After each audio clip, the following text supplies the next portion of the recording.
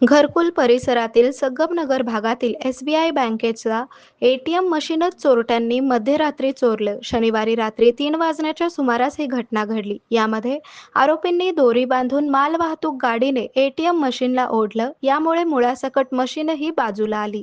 ती मशीन घेऊन चोर पसार झाले. या मशीनमध्ये जवळपास 1,29,000 रुपयांच्या नोटा असल्याची माहिती सूत्रांनी दिली. या प्रकरणी एमआयडीसी पोलीस ठाण्यात गुन्हा दाखल होण्याची प्रक्रिया सुरू आहे. शहरात चोरीच्या अनेक घटना घडत आहेत. आता बँकेच्या एटीएम मशीन चोरण्यापर्यंत चोरांनी मजल मारल्याने नागरिकांमध्ये भीतीचे वातावरण निर्माण झाले आहे. पहाटे 3च्या सुमारास 3 ते 4 आरोपींनी एटीएम सेंटरजवळ गेले. तेथे लगेच दोरीने बांधून गाडीने ओढलं.